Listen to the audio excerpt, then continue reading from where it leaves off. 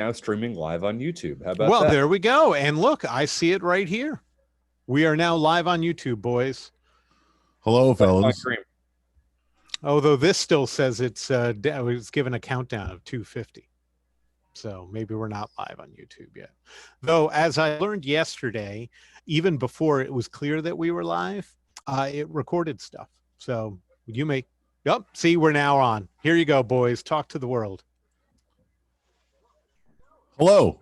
The Lord has risen, everybody. The Lord has risen. Yes, a happy Easter to you guys. This is Marshall. Thanks for putting this together. This is good yes, and I'm trying to right now. I'm actively looking over because over this screen I've got the YouTube screen, and that's where I'm going to see the comments. So I'm making sure that I see that because someone had called me a coward yesterday because they said I muted the comments, and really all that it was is there's a choice between like live chat and top chat, and I didn't realize that there was something that I had to click there. But now I've got it on live chat so people can ask us questions as they did yesterday. They can say mean things. I will caution you that as I explained to you guys, I'm actually at my other job. So I have other things going on around me. I may at any time mute.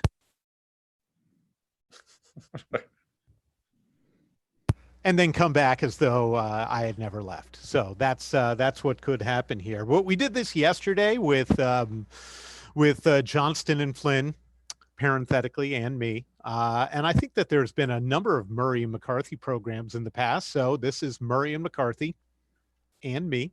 And I think this is fun. It was so nice to kind of get back into it yesterday. I know, Joe, that you've been doing a little on your own, but just the dynamic of being in a room, so to speak, with the people that we're used to being in a room with, and just, I mean, honestly, what we talked about yesterday is what, frankly, we talk about on a normal day, even when there are sports going on. 80s movies. I just didn't have them playing in the background as we typically would with anything being held by Ryan Johnston. So I'm having fun doing this. So the question of the day is, and sorry, Matt, I got one for you too. Marshall Hook, are you getting paid time and a half? And how does it feel to be away from the children on Easter Day? So this is the first time in, my daughter is 15, so by my math, 15 Easters that I've not been home for them on Easter, up to and including the Easter egg hunt, which the Easter bunny had to go out this morning before he went off to do other things and hide all of the eggs in the backyard, of which there are probably about 100 of them. Can't do that the night before because living out in the sticks, there are far too many wild animals that would hunt down those eggs before they had the chance. Was only 33 degrees this morning, so it was a little bit colder than I expected. And then I got a text from my wife because I told her to do the hunt, obviously, without me. And my 13-year-old son, who barely speaks to me, said it wasn't real Easter without me. So I was both simultaneously sad and happy to hear that.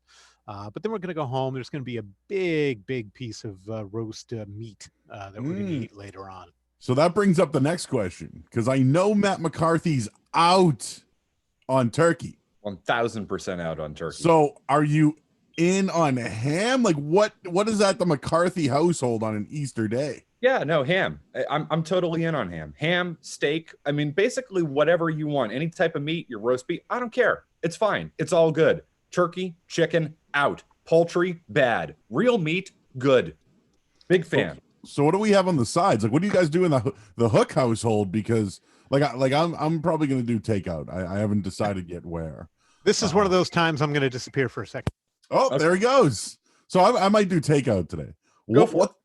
And you've done a draft before, Matt. You've done drafts about what to put for appetizers and things of that degree. So like, what is at the McCarthy household for sides? Dude, I have honestly no idea, because despite the last name McCarthy, Easter, not really a big deal in the McCarthy household. I'm with my girlfriend and her family right now, so I know we've got some ham coming up. I was helping to peel some potatoes. I think we're doing scalloped potatoes, which sounds delicious because, again, last name McCarthy. I do like anything that has to do with potatoes. So, but no, Easter, not really a big deal in the McCarthy household. So I wouldn't say that we have any big time traditions.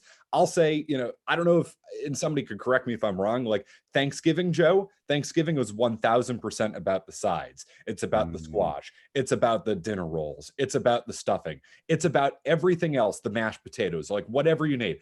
Thanksgiving, sides and desserts, sides and desserts.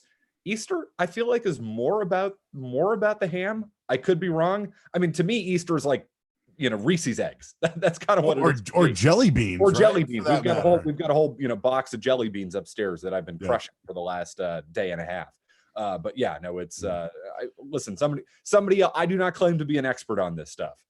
So when it comes to a ham, Matt, for me, there's got to be some sort of potato or side, like au gratin potato to me. So good. I'm done serving the masses here. I'm back with you fellas, and I've been hearing nothing but good food talk. Yes, and of course, when it comes to ham, Marshall, like sides. So I'm an au gratin potato guy. And I know you're watching your weight these days and the sweets and everything to that degree. So, are you going to do takeout? Like how many kids do you have? Me, I got the 4 kids. So I believe Mrs. Hook, who really steps up her cooking game. Well, she, bless her heart, has the much better job than me, is by far the biggest breadwinner in the house and still does most of the cooking. So I give it up to her tremendously, but she does even better at the holidays. And so Christmas and Easter, we get the big roast, the roast beef. So that's going in at some point today. Definitely asparagus on the sides. As a side with probably the hollandaise. We'll have the béarnaise sauce to go with the roast. She herself is going to make some salmon because she's not a steak eater at this point. Roasted potatoes, I believe, will also be a side there. So potatoes, asparagus, fish, and roast along with some sauces, I think is what we're looking at. So today is like the second day in a month I've put a pair of jeans on. It's been pretty much sweatpants for me for a long time. Yeah, I own only 2 pairs of sweatpants. I've never in my life been a sweatpant person.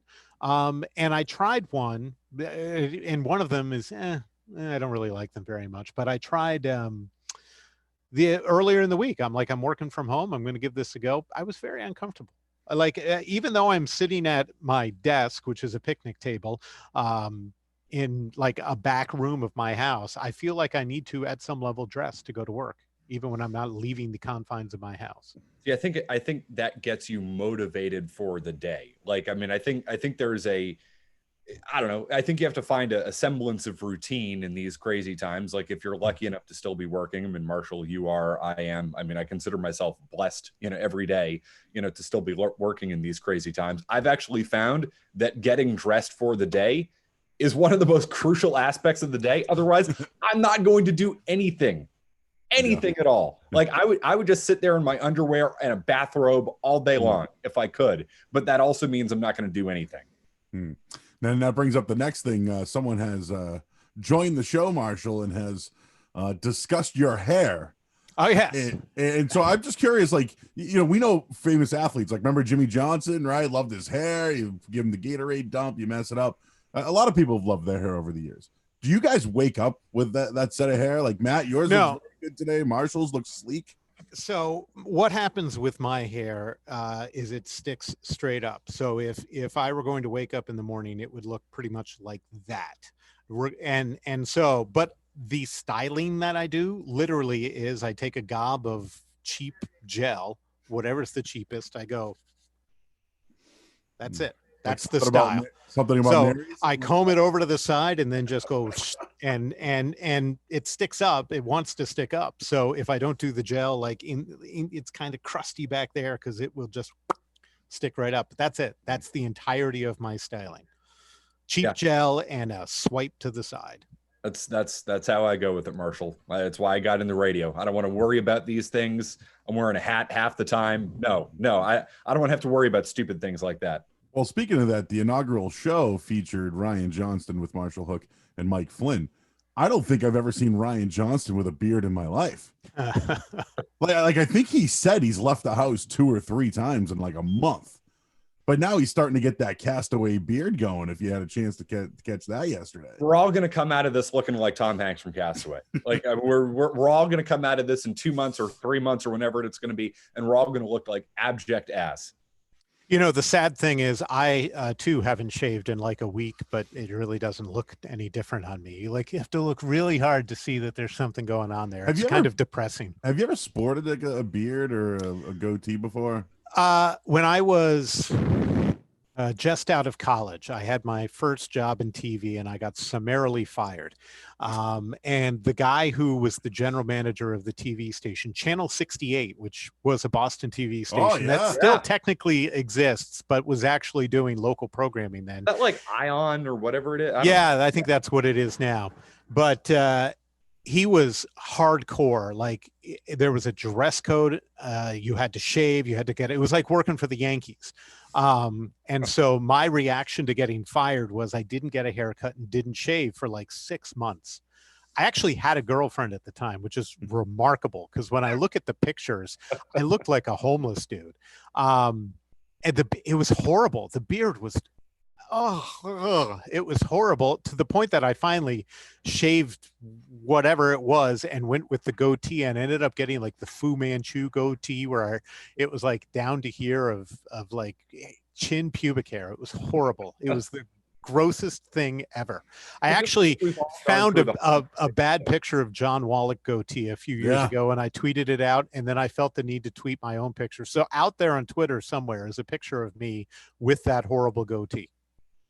I feel like you know it's like kind of a rite of passage at some point for a guy. You have to go through that. Oh, I can try and do this thing, and then you realize, wait a minute, I look completely homeless. I feel like everybody has to go through that stage at some point, right? Yeah. And speaking of feeling completely homeless, like, what are you guys doing without sports? Because like, I have nothing to gamble on, and it's okay. You know, today there's a horse tournament that we could watch. It's going to be on Zoom. There's actually betting odds for that. But like, you know, you guys are two baseball guys, right? And let's call it, you guys two baseball guys. There's no baseball. Like, are you like depressed? Like, how are you feeling right now without the ball game? So the remarkable thing for me was that I was fully ready not to care about baseball this year because I was the Red Sox just took a match to my baseball fandom and blew it up, because not that they made the moves that they made, but they were just basically not being honest about why they were making them. And I was ready to just not like that team and not pay attention to baseball. This probably the best thing that will happen to my Red Sox fandom, and I think a lot of other people, because now they'll come back. I don't care who's on that team. I'm like, yeah, I'll watch a baseball game. 100% I'll watch a baseball game. So it has made me miss the game more than I ever would have if they hadn't gone away, if that makes sense. You know how much the Red Sox sucked this offseason? Like, they needed a goddamn global pandemic to come out of it looking okay. Because if Mookie Betts goes to the Dodgers, never plays a game for the Dodgers, the Red Sox somehow win that Mookie Betts trade. Seriously. That's how bad the Red Sox were, is they needed a global pandemic to reset. Think about what happened to the Red Sox this offseason. Massive cheating scandal. Trade the face of the franchise. There's no hope for the future. Chris Sale goes down with Tommy John. Now you're going to have a season that's either half of a season, a quarter of a season, no season at all. You might actually get something for Mookie Betts. The Dodgers might never see Mookie Betts play for them. It took something like this to have the Red Sox get a complete reset, which is exactly what that franchise needed. Like, two things on that though, because one, I don't think the luxury tax resets. I think that's true. They get screwed on that. They do get screwed on that. But what I'm enjoying is that they deserve, because if you make every baseball decision based on the luxury tax, you deserve something crazy to happen to have the luxury tax not reset. Because if you're going to operate your baseball team with the sole purpose of getting under the luxury tax, you deserve to not get under the luxury tax. Pay that tax, John Henry. And there are Dodger beat writer talking head types in LA who are saying that if they never play, that Mookie Betts should have some loyalty to the Dodgers. team he's never played for. And I guess Okay. he did manage to suit up for them for a couple of weeks in spring training, but he should have some loyalty and stay around for at least another year, which to me is wildly laughable. Loyalty to a team with whom I've never literally played a game. Just when it comes to baseball, though, like you mentioned that it had to take a pandemic for like, the best thing to happen for the Red Sox, but will anybody care about the punishment anymore? Like we'll even know at this point. And how about for the Astros' sake? Like, I don't know. Wasn't that like an exciting part of the season? Like who was going to hit who? And this is the most fascinating baseball offseason in quite some time. And, when was the last time, Joe, you invested in a baseball offseason? I mean, go back to Super Bowl week. It was all we were talking about. We were talking about the Astros scandal. Listen, and it's funny because like in 2013, when they won the World Series, obviously, but like when they brought in the Victorinos and the Gomes and guys like that, at least we knew they were like hard workers, like, Sure. Or at least, hey, I know who that guy is. You know what I mean? Then we didn't think they were going to be good, but you invested because they worked hard. They played hard. You know what I mean? But yeah, this year though, I was out and like now, like think about it during this quarantine, trying to get our focus on something is like incredible. Like, hey, we're trying to do this weekender show here, and it's like, hey, who's around? Yeah. And it's like, people have, oh shit, you have to actually be with your family, you know what I mean? Yeah. So like that's the thing with baseball. It's like, man, like if you're gonna like drop your kid off at the park, you don't know when the hell they're gonna come home. Right. And here's the thing, you asked like what we're doing about sports, and I've honestly just maybe for I don't know, mental sake, whatever. I've just tried to forget about sports, to be totally honest, in the last few weeks, because let's be realistic. It's not coming back anytime soon. All right. It's not. Okay. That we don't know when the world is we don't know when we're going to be able to like go to the grocery store without being afraid. Okay. So I'm not concerned about sports anytime soon, because it's not going to happen, guys. Like we're not going to be able to put, I know baseball's talking about these plans like, oh, let's put, half the teams in Cactus League, the Grapefruit League. It's not going to work, because how many people are you going to have to put in that ballpark, even with no fans, even with nothing, essentially? How many people are you going to have to put there? All it takes is one person getting sick again, like Rudy Gobert, and then everybody's going to have to shut everything down.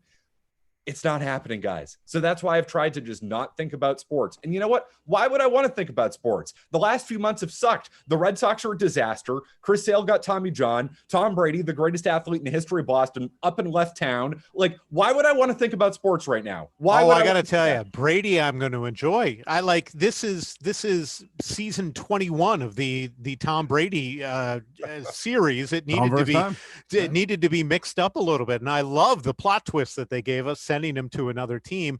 And I love the Felger and Maz kind of approach, that how it's all laughable because he went to this horrible team, forgetting exactly how bad the Patriots were. You want to know what the joke of the NFL before? Yes, it started with Parcells. If you wanted to put a flag where it started with Parcells. But if you kind of follow the Parcells timeline through to before Brady, well, it's Parcells and Pete Carroll, and they made it to one Super Bowl that they got blown out in, and then they were making their way back into mediocrity. A lot of teams have done that. Tampa Bay did that and actually won a Super Bowl. The Patriots, didn't do that. You were the joke of the NFL before Tom Brady started winning Super Bowls, he and Bill Belichick. So the fact that he went there and people are who would go there? That's such a horrible team. Yeah, that team's going to have more wins than you do, assuming that there's an NFL season. They will.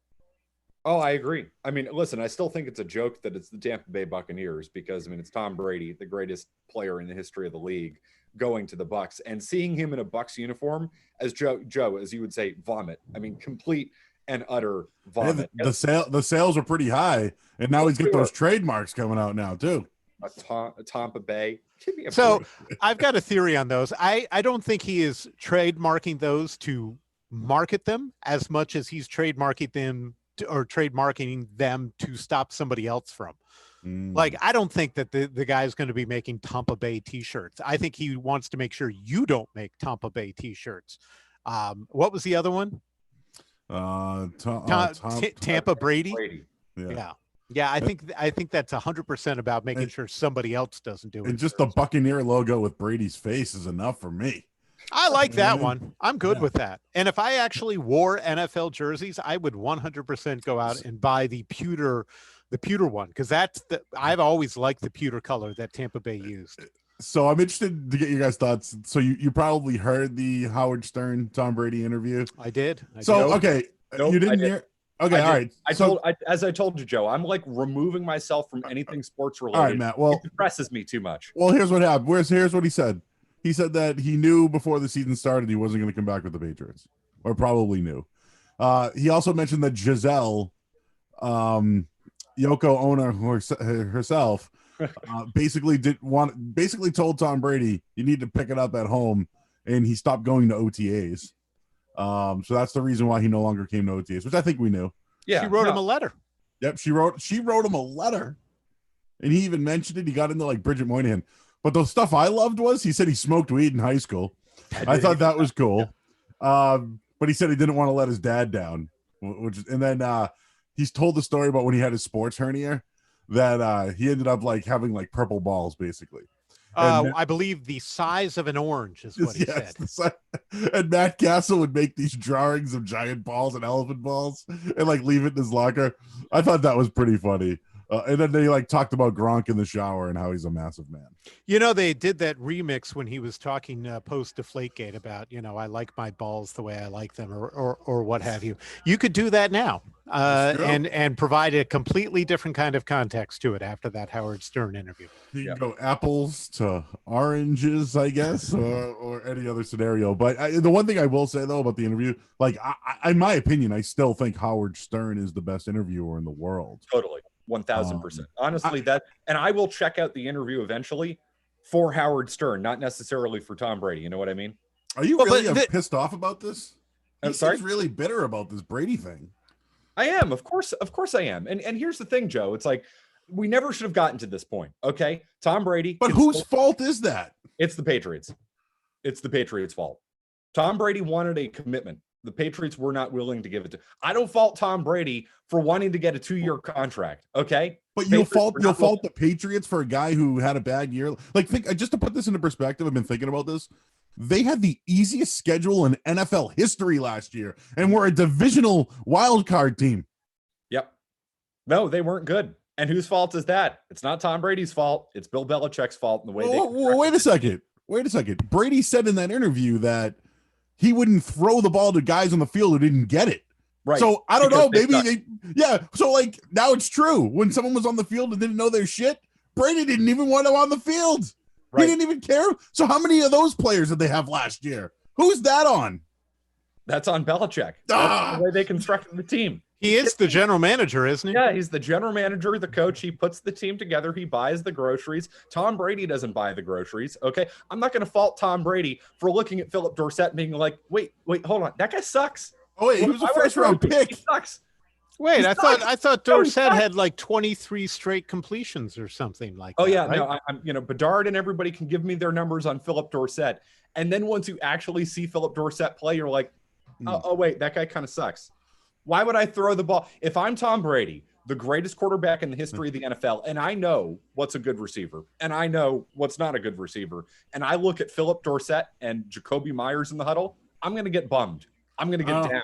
I think Jared Stidham will find him just fine. Oh, I'm sure Jared Stidham and Jacoby Myers will light up preseason again this year against the not Tua.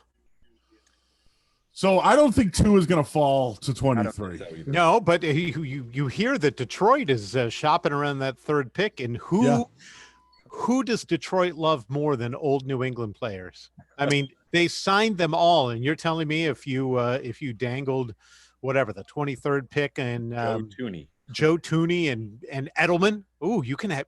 Come on, man, you can have Edelman.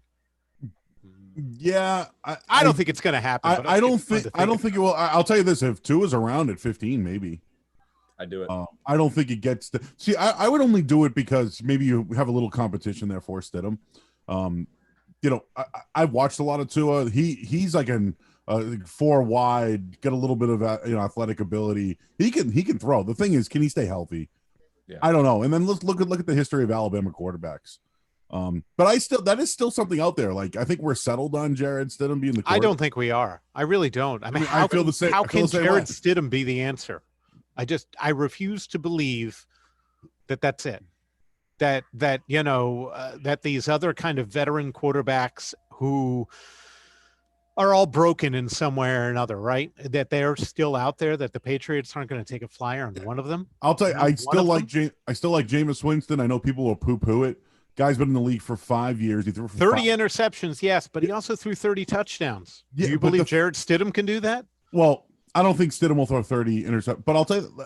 No, I'm saying the touchdown part. I'm saying everyone focuses on the interceptions, and rightly so. Like that's bad. But there's also 30 touchdowns in there. I think between Andy Dalton, Jameis Winston, and Cam Newton, Josh McDaniels and Bill Belichick could make them Pro Bowl quarterbacks. I would have loved to have seen Cam Newton come, and he still hasn't gone anywhere else as far as I know. So the only thing with Cam Newton too is he doesn't turn the football over. And he's got, I mean, like, fine. When you talk about Jameis Winston, he's had flashes, right? He's never had a fully successful season. Cam Newton's an MVP who took his team to the Super Bowl. Yep. So there is success there. You're not building him from scratch the way you might be some of these other guys. You just kind of have to hope for health and then building him back up again. But here's my point, and this has been my point all along, and I feel like I'm being proven right on it with each passing day, which is a rarity. Am I right? Rarely. I feel like I'm right on this one. You don't move on from Tom Brady with no viable alternative. And the Patriots have done that. The Patriots let Tom Brady walk out the door with no viable alternative. Jared Stidham, not a viable alternative. You cannot convince me that Jared Stidham is your next quarterback. Maybe 2 years from now, fine. You cannot convince me that Jared Stidham is ready to be the quarterback of this team. And what, are you going to trade up to 3? Highly unlikely. Is Tua the answer? We don't know if he's going to stay healthy. Is Brian Hoyer the answer? Is Jameis Winston the answer? Is Cam Newton the answer? Andy Dalton? None of these guys. Well, nobody. Listen, Gronk was irreplaceable, right? Brady's like there's a difference between irreplaceable and okay, at least this guy's a viable alternative. Like, good point. All right. We talk about like Jimmy Garoppolo. And listen, I'm not the world's biggest Jimmy Garoppolo fan, but is he a starting quarterback in the NFL? He's a Super Bowl quarterback. He's a Super Bowl quarterback. Is this guy a legitimate starting quarterback that you can build around for the next 5 years? Say what you will about him. I say yes. That's an example of a viable alternative. The Patriots don't have that. If you have Jimmy Garoppolo, fine. Move on from Tom Brady. Say, you know what? He's 43 years old. That's fine. If you get Jimmy Garoppolo in return for that, and again, I'm not like the world's biggest Garoppolo fan, but at least I can guarantee you that that guy's going to be starting for my team 5 years from now. Isn't that the whole point of moving on from a 43-year-old quarterback that you build for the future? They're not building for the future. They're not. They're like Dalton, these guys you're mentioning, that's not building for the future. That's trying to go 9-7 in 2020, if 2020 happens. Unless it's the Indianapolis Colts version of building for the future, where you suck for a year and then get the next guy. Nearly impossible for them to. I mean, Bill Belichick. You're not going to go 2-14 with Bill Belichick as your quarterback. Nearly impossible. So the drafts next week, not this upcoming week, but the next week, and it's going to be done like this. Yeah. So I want to get your guys' thoughts. Just, like for me, I think doing it this way, I think the Patriots have the best advantage because they have worked out guys. I'm just looking at I'm going to pause you for a second because I'm enjoying our YouTube comments over here. Yeah. Spit some of those out. Yeah. Someone by the name of Mason Souza. Fire Belichick. Yep. DFS Mark, which I don't know what DFS stands for. Anybody? Daily Fantasy Sports? Yeah, that sounds like your kind of thing. He wants me to wear a hat from now on. I'm going to ask you this, and then we'll get back to your draft here in a second. Have any of you guys ever seen me in a hat, like a ball cap? Once. Ever. Yeah, I think there was one in the studio that I put on for a little bit. Was it a Topsfield hat? I don't own one of those, so I don't think so. Here's what I will. So I own a couple hats, but I don't wear them often at all. And I found that recently, last spring, or I guess it's spring now. So last fall, I went to some event inside of Topsfield where a bunch of my neighbors were there. And I hadn't showered that day. And so I grabbed the hat and went out, and as many people do on the weekends. And I was up talking to people and interacting with people, and they were being kind of standoffish until it finally occurred to me they had no idea who I was. I am standing there talking. The only thing different about me was I was wearing a baseball hat, and that was Marshall Hook camouflage. They had no idea who I was. Incognito and then I finally Hook. said, I'm like, I said their name. I'm like, oh, we didn't recognize you at all. I'm like, it's Like just like a if I- hat. It's if not I- magical beyond that. If I saw McCarthy with a backwards hat, I'd be like, "Who's that guy?" I do that every once in a while. You've never worn seen it? me? Yeah, I've seen you with many hats on. right. Never backwards though. Oh, yeah, I do that. I do that look every once in a while. Yeah. It's Okay. like seeing up Hardy high. with without a hat before he got the work. Oh, that's right. You guys ever watch The Office? Yeah. And there's Michael Scott, and then there's Date Mike.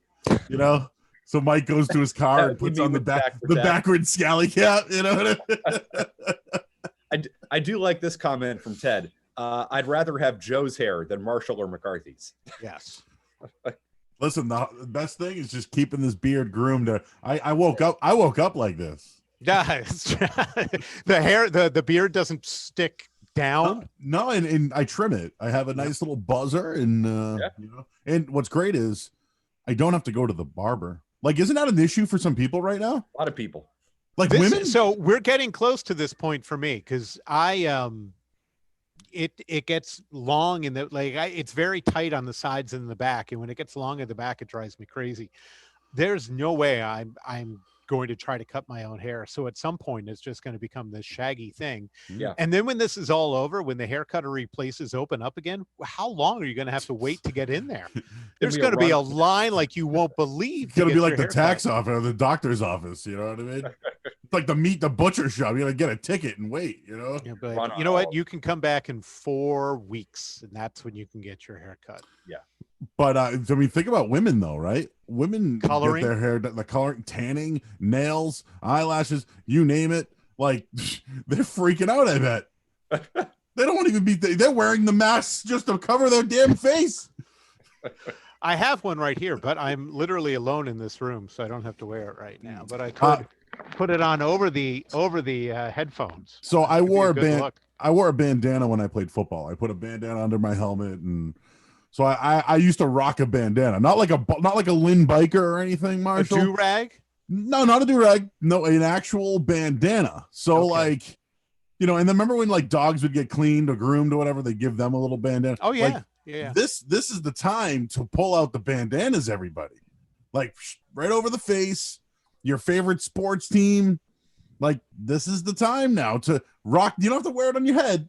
Right. Wear it around the old face there. There's nothing like going to the supermarket or going to a store feeling like you're about to rob the place with the way That's the Johnny Gomes, right? The Johnny Gomes Totally. clip, right? Going to a supermarket. Yeah.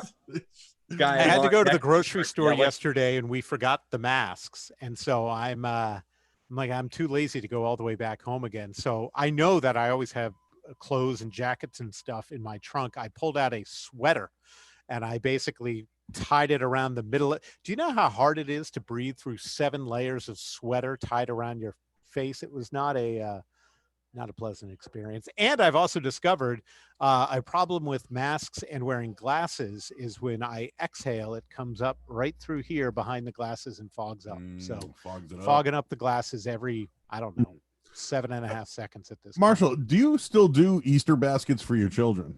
Oh yeah. Somebody does. What's the gift now? Is it just a basket with candy, or is there like a gift in there? No, there's a gift in there. We basically, the Easter Bunny does anyway. Basically, I think 2 gifts, maybe 3, depending. Kind of a big one, and then a medium one and a small one, or a big one and 2 small ones, something like that. Similar to Christmas, but on a smaller scale. And then candy. But one of the challenges of the Hook House is the Hook kids, for the most part, don't like candy. Wow. Like literally, my daughter, who's the oldest, has kind of an okay repertoire of candy that she enjoys. And the youngest likes Hershey's chocolate bars, but that's pretty much it. And the 2 in the middle have no interest in any candy whatsoever. I've said it many times. They're the kids who, when they go trick or treating, they're excited to get the bag of pretzels. Like that's what they want. So I believe, I mean, I wasn't there for the unveiling of the Easter baskets, but I believe like goldfish, the cracker cookie, those were in there, and like fruit by the foot, whatever that stuff is. Yeah, that and Gushers. That kind of stuff is the closest they get to candy. So Matt, you're a little younger than myself and Marshall, but we're only a few years apart. I'll share this story with you guys. So my brother and I, when we were kids, there was an expansion team two expansion teams coming to Major League Baseball. Would that be the Rockies and the Marlins, or are we talking about Diamondbacks? Yep. And Rays? So for Easter one year, my mother got my brother the Rockies hat and got me the Marlins hat. I rocked that Marlins hat everywhere, man. I went everywhere. People were like, what's that hat? I'm like, oh, it's the Florida Marlins. And like, nobody knew at the time. Little do we know, they won a World Series just a few years after that. 4 years later. And I believe the Colorado Rockies went to a World Series against the Red Sox. I have an experiment. So I saw that somebody on Twitter, who's actually my brother, was trying to share links to the stuff that we were talking about earlier. I forgot that I can do screen sharing here. So I think, I think I can do this. Hold on. Ready? There we go. That's your brother? No, that's me. That's Wait, me. What? Back from my goatee, not getting a haircut days. That's not you. Marshall. That is 100% me. You look like a heavy metal band singer. You look like the lead singer of Nickelback. I tell you what, I don't look good. That's what I don't. That's your Nickelback look. Yeah. He looks like Chad Kroger there. Yeah, that was not, in my opinion, at all a good look. Holy shit, that was really you? Yeah, that was me. You got to tweet that out. That is that's the tweet. That's the tweet. The tweet that I found. I actually, to find it, searched Marshall Hook Twitter goatee, and that's what came up. My God. Have your children seen that photo? I don't know. You see, because I don't think that's a good look for me. I got to be honest. I think that is as bad a look as I mean, except that it's after the beard. I believe that picture was taken standing in my shower in Everett. This was obviously, cell phone days, so you couldn't have the instant, look at. So I think I used one of those disposable cameras and, did this thing with the thing, standing in my shower because that had good sunlight coming from the side. If you look carefully, I'm pretty sure that's a shower curtain off to my side, but I had just shaved off the beard part of it and was left with that horrible goatee and very long hair. But yes, that 100% was me back in the day. Whew. And as my brother points out, the goatee did get longer. It got like this long. Wow. Because I let that go for a while longer. Back to the Easter basket. I want to do a candy in or out in a little bit here with you guys. But Matt, was there any Easter baskets that memorable to you? I got a Doug Flutie Boston College jersey on Easter once. Couldn't tell you why. There was no connection to Boston College for anything, but I got this number 22 jersey that was Doug Flutie, Boston. Would you have rather the jersey or the Flutie Flakes? I mean, the jersey, I did rock the jersey. I was like, that was pretty cool, but then I realized nobody in my family had any connection to Boston College, really. I mean, extended family, yes, but not us. So that was, it was a nice, thoughtful gift. I was a sports fan. It's Boston, had everything else Boston. So got to get a Doug Flutie thing in there eventually. But yeah, a Doug Flutie jersey. Which was weird because, again, despite the last name McCarthy, didn't really, Easter's not really a big thing in our family. So I just got handed a Doug Flutie jersey. Okay. Besides Paul McCartney, McCartney, I guess. Yeah. Who is the most famous McCarthy of all time? It's not a very good one. Joe McCarthy, Senator Joe McCarthy. Yeah, I don't think that's good guy. Good. No relation. Happy to report. No relation. Dallas Cowboys coach Mike McCarthy. Happy to report no relation there. Not very good. Not Joe McCarthy bad, but Joe McCarthy, not a good guy. Who's the most famous Hook in the world? There's the fictional Captain Hook, who is probably the most famous. At least I assume he was fictional. I don't know if there is a famous real Hook out there. not one that I mean, there's James Hook Lobster Company locally, so I guess they're the famous around here. And I can tell you that so my father is James Hook as well, or was James Hook. No relation to the lobster company whatsoever. When he died, oh no, I'm sorry. When James Hook Lobster Company had the fire, and remember the big fire burnt down their thing in downtown Boston, the Boston Herald called me and said, "Are you any relation to James Hook?" To which the answer technically is yes, because they were not specific with that question. And I knew what they were calling about, so I said, no, it's not, and we moved on. But I have often regretted the fact that I didn't think faster on my feet and give them an entire interview in which I at no point lied, but it completely misled them because they opened with, "Are you any relation to James Hook?" I mean, that's happened a few times sports-wise. I know that in the area here. No, people have interviewed people with false information. I'm not even the most famous Murray at our radio station, but the most famous Murray, I would assume, is Bill Murray. I'd have to say so. There is not some famous Murray in history that we're forgetting about? I don't know. I haven't gone that far back. I can't think of one, but I mean, Eddie Murray was a great baseball player. Oh, he was. Jamal Murray, very good now. We haven't had a President Murray, I guess, huh? No, we had a President McCarthy. We have not had a President McCarthy.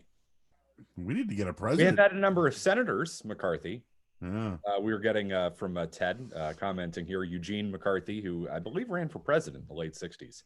Also the name of my grandfather. So what about town selectmen? A lot of McCarthy selectmen, I'm assuming, around these parts. What about the name of Hook? Not yet, but talk to me in a couple months. I'm gonna put a sign on my front yard, McCarthy. I'm ready for it. That's right. Got to get that cross town. I live on a street that people fly down to get to the other street.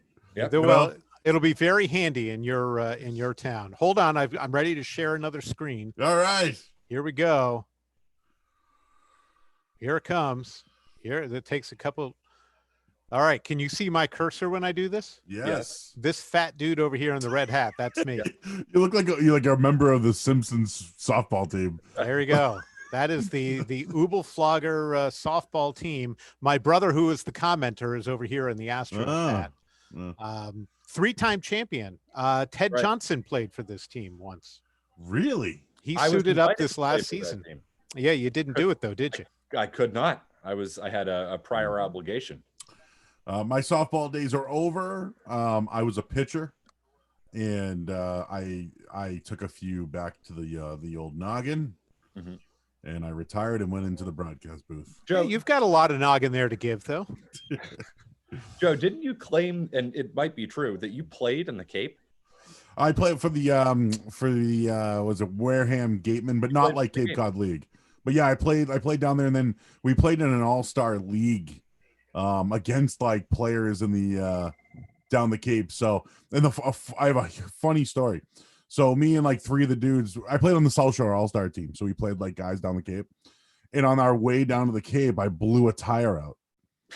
And I'm on the side of right before like the Braintree Mall, and I'm with me and 2 other dudes, and we have like we're in uniform. We have like all our equipment. We're on 93 South, and like they noticed that we're like on the side of the road. Like dudes were like, "Oh shit, we're playing that team today." So one of the teams, I think it was like a Kingston team or something, pulled over to the side of the road. I got my car towed. Got the like they said, "Oh yeah, we'll leave the key under the whatever under the car." They drove me to the game. We made it on time. We played. The kid that I drove pitched. He pitched like a 1-hitter. Right? Like you had to get the ride back with him. We ended up we beat the team. We got a ride back home with him as well. True story. I think it happened in like 2000, summer of 2000, I think. Yeah. Well, you faced Manny Del Carmen. So yeah, we were myself and here we go, old school talk. But yeah, so I grew up. I played Hyde Park baseball. Yeah. Manny was like a stud. He was an incredible athlete. But the thing was, he threw about 89, 90 in high school. The thing was, he got Tommy John surgery. He had a curveball like you couldn't believe it, a changeup. Yeah. He started throwing 97, 99 once he got that Tommy John surgery. But yeah, in the Boston City League, he was the man. I played in the Catholic Conference. But yeah, and we had other, like I played with Rocco Baldelli.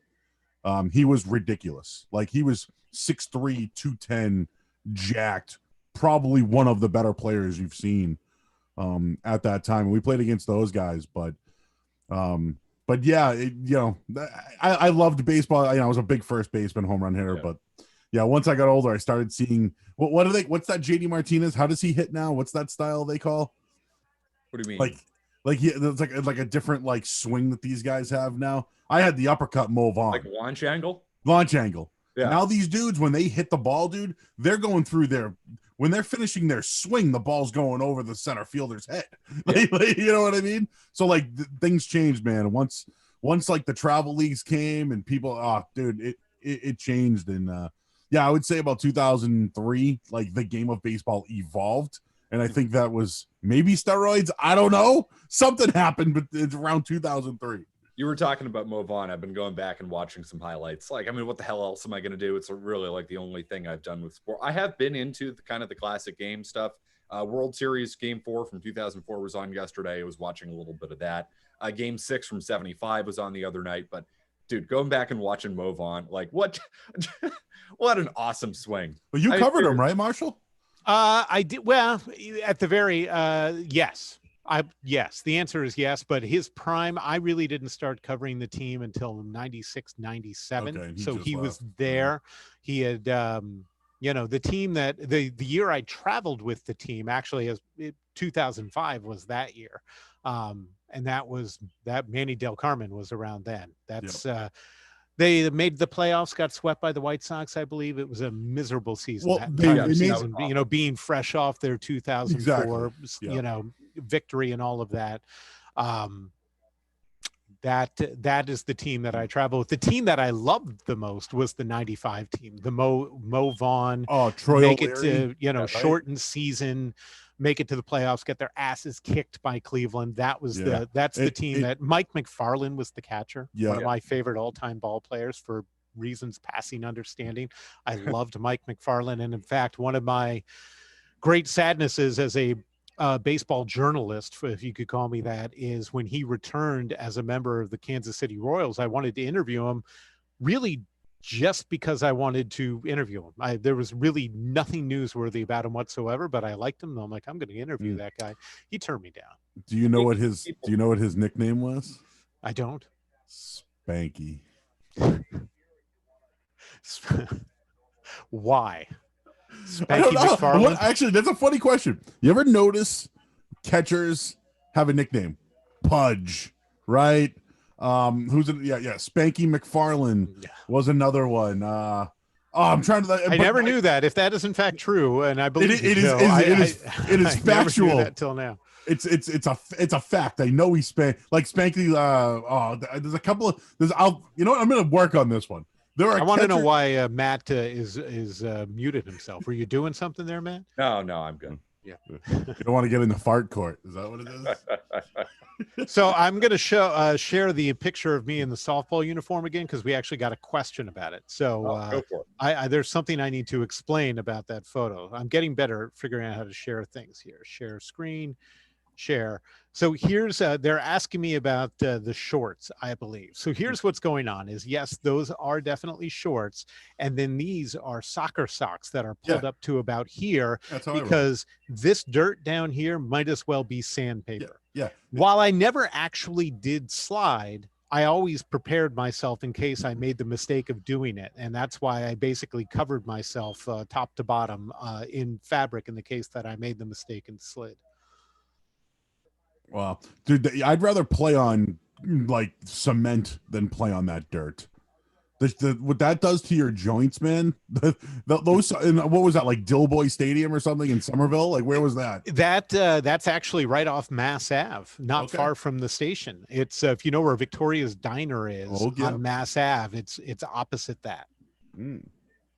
Real quick, Marshall. So we were talking about you covering the Red Sox. I saw something yesterday. I was on a Zoom call with a couple of my friends, and we got to talking about this athletic list of the top 100 baseball players of all time.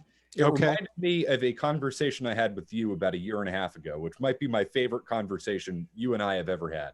Do you know who number 99 on the list of the Athletics top 100 baseball players of all time is? It's somebody I hate, I'm going to assume. Yes, It's not the guy I hate more than anybody in the world. I mean, I'm assuming this is the guy you hate more than anybody in the world. Go ahead. Mike Mussina, number 99. Mike Mussina. Did he leave? 99. Way to go. Number 99 on the list. The 99th best baseball player of all time, according to the Athletic, Marshall Hook, Mike fucking Mussina. Somebody who's never won a thing. Never won anything. This Literally, is Mussina and Mattingly, the only two Yankees in history to win nothing. He won nothing. He didn't win a World Series. He might have won a playoff game at some point. I don't believe. Did he make it to a World Series? Maybe with the Yankees. I don't know. But he didn't win one. He never won a Cy Young. He never won a. What else can you? People, 20, when I make 20, this point, 20 people say games he once? won gold. No. Yes. It took his very last start of his career to win 20 games. People say gold gloves, like a pitcher, anybody winning a gold glove, but particularly a pitcher winning a gold glove. Yes, that's what makes him a Hall of Famer and the 99th best pitcher or best player of all time. Not even pitcher. Player. Come on.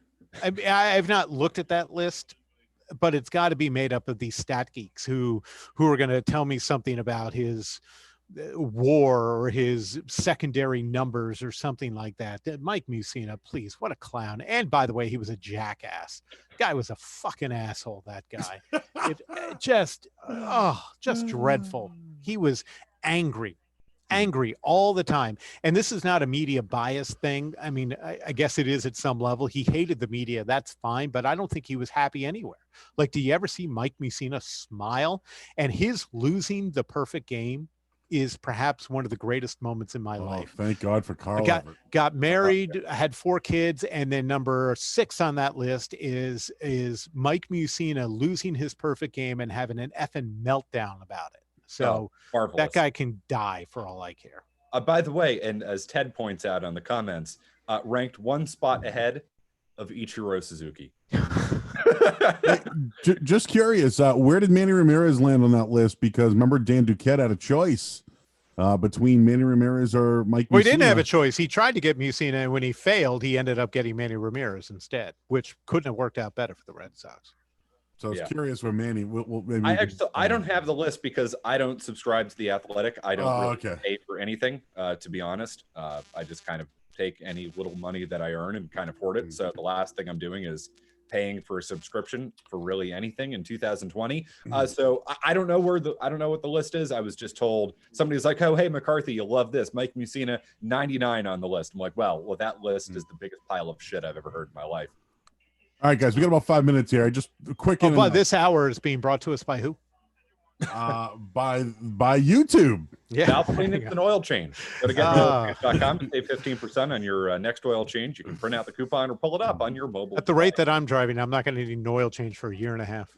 That's true. I know gas is finally under $2 and I don't need to drive anywhere. Yeah. By the way, though, if you want to like break up the monotony of your day or the monotony of it, go for drives. It's one of the best things you can do. Just go for a drive. Just get in the car. Go.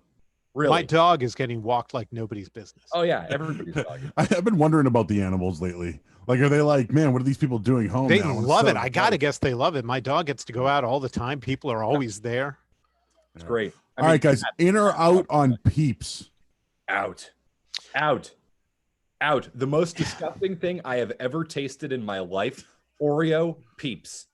This is when I was doing morning radio. Okay, so like you need fuel for anything, and I don't drink coffee. So if anybody brings in anything bad, anything that you feel like could give you sugar, anything that I would eat it. Didn't matter what. Somebody brought in Oreo Peeps. I thought I was going to vomit. They're the worst things I've ever had in my life. So I will have a classic yellow Peep chick once a year. That's it. One, not a package. One. That's it. Like I feel like that I can do. But I won't have the Cadbury egg. If you're going to ask me that, if that's next in, that's I'm 100% out on that sucker. The Cadbury cream egg in hardcore. In 1,000%. Out. What about far out? What about the Cadbury mini egg? In. I don't like the Cadbury large chocolate. Egg, doesn't matter.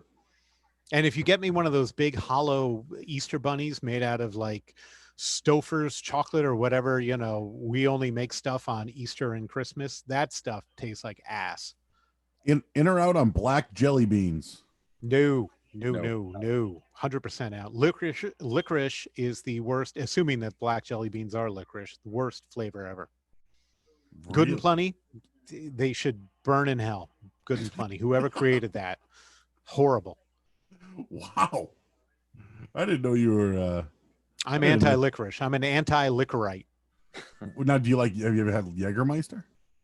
I don't think I have. Hmm. Yeah, Fireball, you know, is my go-to. It's Joe's go-to too. Yes. How about the Twix Easter caramel cookie bar candy? Oh, I haven't had it, but it sounds absolutely wonderful. That does sound lovely. Of course, I'm not eating any of this stuff anymore, and the fact that I can't have a True. Reese's peanut butter egg is killing me. That's what I was just going to last one Reese's peanut butter egg. Is one of the best candies ever, and somehow inexplicably better than a peanut butter cup, and like that is the best form of the Reese's as far as I'm concerned, is the Reese's egg. I couldn't agree more. The Reese's egg should be a year-round thing. Why? Well, it effectively is now, because the Reese's Christmas tree is the same as the egg, and I think I'm surprised they don't have like a Reese's firework to sell in July or something. Which by the way, the fact that they're so similar is truly marvelous, and you have to thank the scientists at Hershey's and at Reese's for doing that right. Because you think about how the Reese's egg changes. It has to be a different mix, like a different batch of. Yep. A certain percentage of the chocolate. proportion of peanut butter to chocolate, it should be slightly different. If you just change the shape, one would think that would slightly change the proportionality. And listen, I'm not a scientist here, but that would change the proportionality of the candy, of the snack, of whatever you're eating. So the fact that it's on point, well done. I'm looking in our comments. We don't have time to. We're going to have to do a whole thing on this list of 100 players, because my brother is giving me all sorts of things. Ken Griffey is behind Wade Boggs. Chipper Jones is behind or is ahead of Joe DiMaggio, and Manny Ramirez not on the list. So, and some guy named, and I can't even remember his name. I asked my friends yesterday, who one of them has the Athletic, so I was mooching off of him. I said, "Give me the top 10," because they're up to 2. Babe Ruth was number 2. And number 5 was a guy that I have never heard of.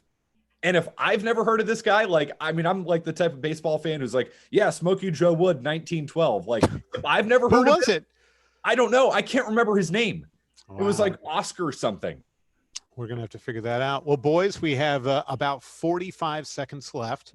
So our plan for this was pretty much yesterday at 1 and today at 1. But going forward, I know that we're going to want to use it more often, and hopefully other people will use it. Joe, I know you're doing your own thing every day. Noon time, Monday through Friday. And we got to get Marshall on, and Matt, you'll be on in a couple of weeks. Yeah, can't wait. We'll work on that. So, Matt, I expect you to pick up McCone somewhere so the McBrothers can come back and do a YouTube thing. We've been working on it. We're going to come up with the date, so that's on the way. So yeah, everybody stay safe, stay inside, social distance. Don't be a jackass. All right, boys. We'll talk to you later. Thank you, guys. Fun. All right.